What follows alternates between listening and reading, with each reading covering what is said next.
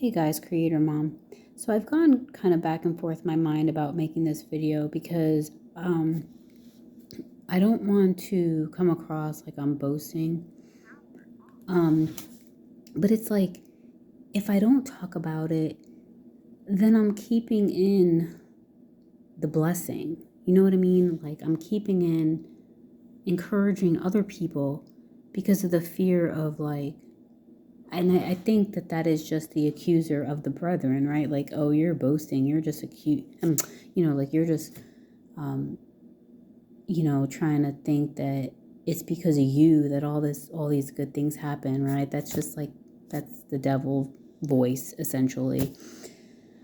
But I'm like, man, I should talk about it because somebody else might be greatly encouraged by what I'm saying. You know what I mean?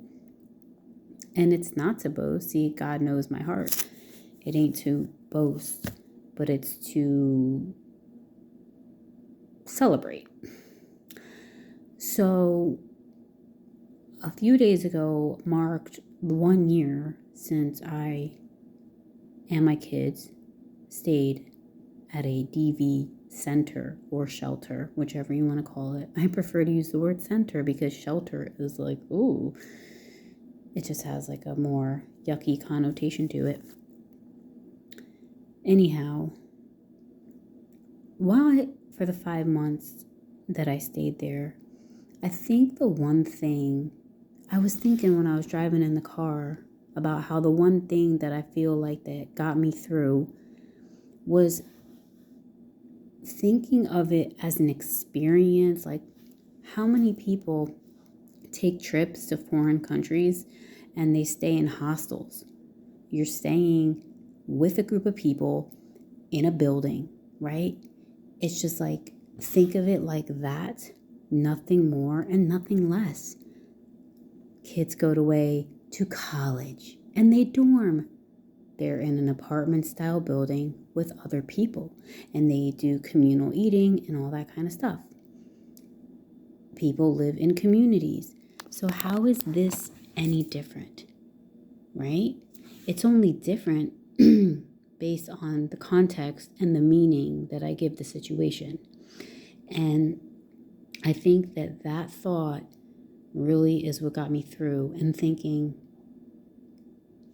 I don't have to identify with something that I do not want to identify with. Like, someone else might take that situation and lament and be like, I'm homeless, or I don't know, just like say really yucky things that, really that are not helpful, right?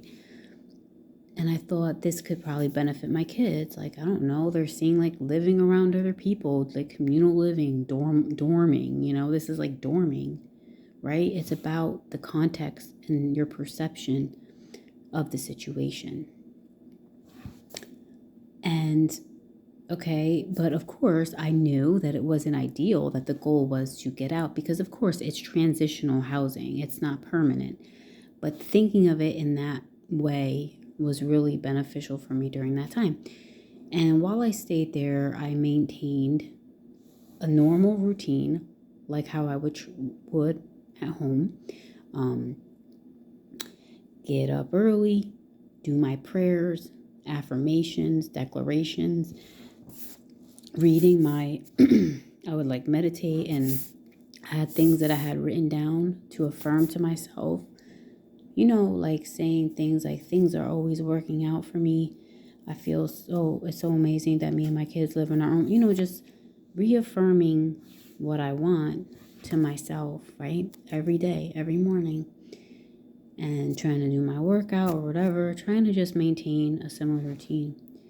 Well, anyways, me and my kids are sitting in the cafeteria one evening or afternoon, and one of the workers, she had worked there for a long time. She's not the CEO. She was one of like the directors at one point. Well, she goes, oh yeah, Sheena, I want to talk to you.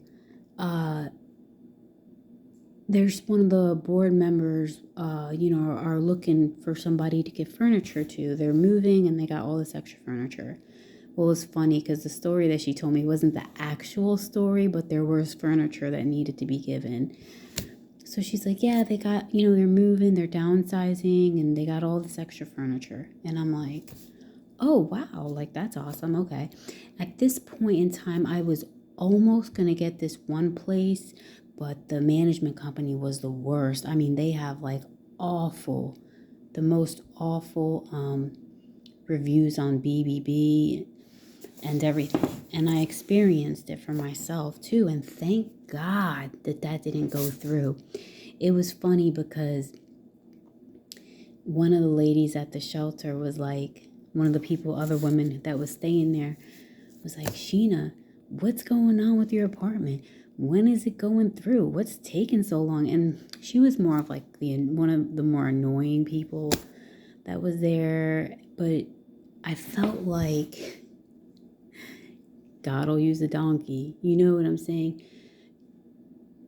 I'm glad now that I look back that she kept saying that to me, because at first I was like trying to just be like, well, it'll go through, like it'll go through. She's like, nah, like why is it taking so long? Like something's up, But I was trying to just, stay in belief. Well, anyways, it turned out that I had to let that go, which thank God, like I said, because the management company is awful. But I was also desperate to, want to get out. Desperate for my kids, you know what I'm saying? Because it's one thing as an adult, I know, and I might be a little bit better at maintaining my consciousness and my perception when going through a situation that is not ideal. But for children, it's like I felt like, I need to hurry it up, and I was doing everything the fastest that I could. I had so many miracles there. I'm thinking about something else now. But, so yeah, I was going to take it anyways, even though I read that management company had bad reviews, really bad. I was going to do it anyways because that's how I wanted to get my kids out of there into like a more of a normal setting for them. So anyhow, that fell through, and this is around the same time when I was trying to push for that home that Bridget, the director, was telling me that.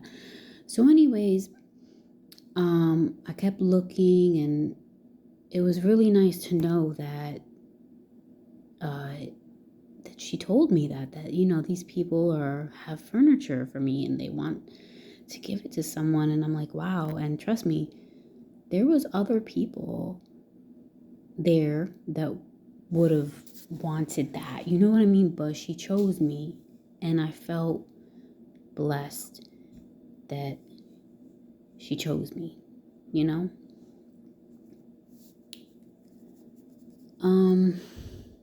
because there was other moms there too. But yeah, that was a blessing. And finally, when I had found something, there's more miracles intertwined that I'm not talking about, bridges of incidences that had happened, but I guess I'm just focusing on the furniture in this story. So yeah, when I found my place, I emailed the director like, hey, I was like, do you want to give me, because she told me she would give me the information to the woman, so that I can hook up with her and we can get this furniture thing going, And not only that, but the shelter does also give you vouchers for a thrift store that gets in furniture and stuff. So that was really kind of them also. That's how I got my kitchen table at a thrift store, with a voucher. So that was really, really awesome. And so I guess I wouldn't say I manifested that. You know what I mean? That's pretty much given to everyone. But so I connected with that woman, and we went, and she basically And I think the other reason why I feel funny saying like I manifested it was because what happened was this woman's mom had passed, and so they needed to get rid of all the furniture in her condo. So it was one of those symbiotic situations where somebody really needed to get rid of extra stuff, and they really were looking for someone who really needed it. You know what I mean? So it was like a blessing on both sides. It's a blessing to receive it, and it was a blessing for her to give it, you know? So yeah, we basically, she's like, oh, meet me here. You guys can walk through, see what you like, and you guys can have basically whatever you want. And we will help you with, we'll deliver it to you. I mean, you know, I was like, oh my God, wow. You know, it's like, it's weird being blessed like that though, because I don't know, it just makes you feel like you owe them something, or like you just feel bad. You know, it's just, that's old programming though. See, because I didn't manifest her mom, dear mother, passing away. That had already happened, you know what I mean? But the fact that the director chose to tell me, hey, I got the hookup for you. Whenever you get a place, let me know. You know what I'm saying? So it was a good deal. So yeah, I got basically a lot of my things. We got also got some mattresses. We weren't technically really, people don't generally get like a some sort of fire station or something like that had donated some beds to the center, and the director gave them to me essentially, which was really awesome. But then our local thrift shop also has a program where they get beds for kids if you move into a new place, you know, which we did end up getting those too, but the mattresses weren't like as good. Even though the mattresses were new, they were like brand new, shipped to you, they weren't as good as the mattresses that we were given. But I held on to those, and I ended up giving them, a couple of them, to another mom who moved out like a couple months after I did. Gave them to her, so that worked out pretty perfectly. But yeah, it was just a really nice and really beautiful thing. And I have this like stepping stool. I'll show you. And which that came from that woman's house.